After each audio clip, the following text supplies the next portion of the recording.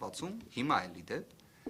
դեռևս իր արձագանքը դժվար է կանխատեսել, բայց ամեն դեպքում ինքը մշտապես դեմ է եղել այս հանգամանքներից որևէ մեկին անդրադարձ կատարելու։ Իդեպ իր կողմից որևէ բողոք նշվածի վերաբերել չի եղել, հենց իր կողմից, բայց բոլոր դեպքերում։ Մեկ հանգամանքն ենք ուզում բացահայտել, գործընկերներն էլ կմանրամասնեն։ Սամվել Կարապետյանը տնային կալանքի պայմաններում այցելեց բժշկական հաստատություն, ունեցավ համալիր բժշկական ստուգում, որը չէր ունեցել շուրջ 7 ամիս, եւ պարզվեց, որ իր մոտ հետ, այսպես ասած, անցումային փուլում գտնվող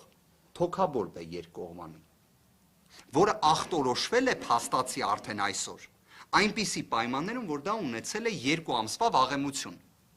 Այսինքն գտնվելով քրեակատարողական հիմնարկում, երկկողմանի թոքաբորբով անձ է լինում Սամվել Կարապետյանը, եւ դա չի ախտորոշվում, դա չի արձանագրվում։ Դուք պատկերացնում եք պայմանները։ Մեկ բողոք Սամվել Կարապետյանի կողմից սրա վերաբերյալ չի եղել։ Այլ հարց, թե արդյոք մենք որպես իր պաշտպաններ դա տեսել ենք, թե ոչ։ Մեր կողմից գրություններ գրվել են։ Եվ պաշտոնատար անձինք, որոնք պարտավոր են այդ ստուգումը բժշկական նվազագույն ապահովելու, մեզ գրություններով հայտնել են, որ ոչ մի խնդիր չի եղել, որ զննել են, ոչ մի առողջական խնդիր չեն հայտնաբերել։ Միակ ճշմարտությունը այդ փաստաթղթերում մնացածը ամբողջությամբ հանցանքին հասնող անփութություն է։ Այն է, որ Սամվել Կարապետյանի կողմից գանգատներ չեն ներկայացվել։ Այդ փաստաթղթում միակ ճշմարտությունը դա է։ Բայց ո՞նց կարող են այդ մարդիկ բժիշկ կոչվել կամ պաշտոնատար անձ։ Հիմա դատախազը, որ պատկերացնեք հունվարի 5-ին, առաջին աշխատանքային օրով,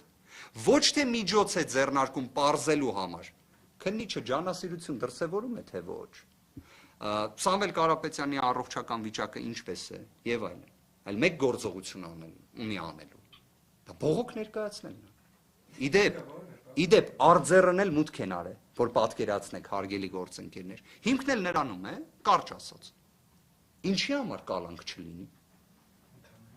Դա է։ Այսինքն շարադրված է քրեական դատավարության օրենսգրքի շաբլոնային ձևակերպումները, որոնք վերաբերում են կալանքին։ Եվ պատասխանն է, ինչի չլինի կալանք։ Իսկ ինչ վերաբերում է ջանասիրության հետ կապված կամ այլ հանգամանքներին, մեկ նախադասությամբ պարզապես արձանագրվում է, որ դրա հետ համաձայն չի դատախազը։ Լավ, ինչի հետ պետք է համաձայն լինեն։ Անկեղծ, լավ, ինչ պետք է լինի։ Այսինքն պատկերացումը մեր հարգարժան իրավապահների նրանում է, որ բոլորը լինեն կալանավորված։ Մեկ դատավորի մասին հայտնի պատմություն կա։ Շատ հայտնի դատավոր է իդեպ, շատ հայտնի։ Ասում են, երբ ինքը փողոցով քայլում է եւ մարդ է տեսնում, տխրում է, որտեվ ասում է, չէ, որ այս մարդուն կարող է կալանավորած լինել։ Չէ, իդեպ, բայց շատ հեռու չեք։ Հիմա լավ, այս տրամաբանությամբ պետք է մոտենանք մենք քրեական վարույթներին։ Մյուս հանգամանքն էլ, որ հակիրճ նշեմ եւ խոսքը փոխանցեմ գործընկերներիս։ Երեք նկատեցի, որ հրապարակայնորեն 2025 թվականի հունիսի 17-ին Սամվել Կարապետյանի նկատմամբ քաղաքական հետապնդման մեկնարկը, ցուցումը, հանձնարարությունը տված Նիկոլ Փաշինյանի կողմից մի քանի, կարծես, ռետորական կամ ոչ ռետորական հարցադրում հնչեց։ Ինչ է արդարությունը, ինչ է արդարադատությունը, ինչ է դատավորի խիղճը։ Այս հարցերին պատասխանները այնքան հեշտ են։ Եթե ուզում ենք հասկանանք, թե ինչ է արդարադատությունը, առաջինը դա նրա մասին է, որ օրինակ Facebook-յան արդարադատություն պետք է չլինի։ Չպետք է հրապարակային ցուցումներ տրվեն, թե ով պետք է կալանավորվի, ում նկատմամբ քրեական վարույթ հարուցվի, քրեական վարույթ հարուցելուց հոդվածները նշվեն։ Արդարությունը ո՞րն է։ Արդարությունը, գիտեք, մեր հասարակությունը շատ լավ պատկերացնում է, թե ո՞րն է։ Մեր հասարակությունը իդեպ ամենալավն է կարողանում գնահատել բոլոր դատավորներին եւ այդ տեսանկյունից, թե ո՞րն է արդարադատությունը եւ ո՞րն է արդարությունը։ Դատավորի խիղճը, օրինակ, ինչ եք կարծում, կարող է ունենալ խիղճ կամ կարող է ունենալ արդարադատության նվազագույն հնարավորություն մի դատավոր, որ արդեն իսկ մի քանի ամսվա ընթացքում 3 արքեպիսկոպոսի կալանավորելու վերաբերյալ որոշում է կայացրել։ Օրինակ կարող է ունենալ։ Իդեպ միջազգային փորձը այս հարցերին, որոնք թվում էր թե այսպես ասած հանրությանը որպես շատ բարդ հարցադրումներ են մատուցվում, հա, դրա պատասխանները տրվել է։ Արդարադատության եւ արդարության համար, որոնք իրար փոխլրացնող են։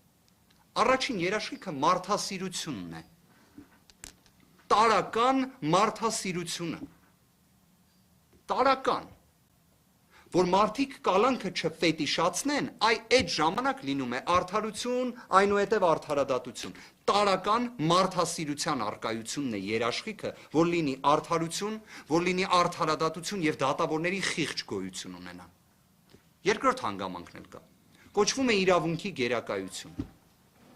Շատ պարզ բանաձև։ Իրավունքի գերակայության դեպքում մարդկանց պարզապես չեն կալանավորում։ Կամ կալանավորելուց հետո համարձակություն չի լինում կալանքը վերացնելը կամ փոխելը։ Ես տեսել եմ, ինչպես էին օրինակ լրագրողները որակում Սամվել Կարապետյանի կալանքի վերացումը եւ կամ փոփոխումը որպես համարձակություն։ Հասել ենք այդ օրվան, որ բանտային կալանքը տնային կալանքով փոխարինելը դարձել է համարձակություն, բայց դա է մեր իրականությունը։ Եվ որ պատկերացնեք 2026 թվականի հունվարի 12-ին Վերաքննիչ հակակոռուպցիոն դատարանի կոնկրետ դատավոր վարույթ է ընդունում հունվարի 5-ին արձեռն հրատապ կարգով մուտքագրված դատախազի բողոք։ Իրավական գործեր լուսաբանող մեր հարգարժան գործընկերները գիտեն, որ Վերաքննիչ Ացյանում գործերով հիմնականում լուծումները լինում են գրավոր ընթացակարգով 10-օրյա ժամկետում։ Այդ 10 օրը միշտ է լինում։ Օրինակ Սամվել Կարապետյանի գործով այդ 10-օրյա ժամկետի տրամաբանությունը հակակոռուպցիոն վերաքննիչ դատարանը մշտապես պահպանել են։ Այս անգամ այդպես չէ։ Այս անգամ դատավորը նախատեսել է, որ մինչև հունվարի 15-ը պետք է ներկայացնեն գրավոր դիրքորոշումները, տվյալները, իսկ հունվարի 16-ին պետք է հրապարակվի դատական ակտը, որտեղ է շտապում վերաքննիչ հակակոռուպցիոն դատարանը։ Դատախազը հասկացանք։ Երևի թե դատախազությունում այլ խափաման միջոցի վերաբերյալ պատկերացում չկա, քանի որ իրենք վճռականորեն ապացուցել են տևական ժամանակ, որ Սամվել Կարապետյանի գործով քրեական դատավարության օրենսգիրք, այլ իրավական ակտեր, դրանք նշանակություն չունեն, քանի որ քաղաքական հետապնդում են։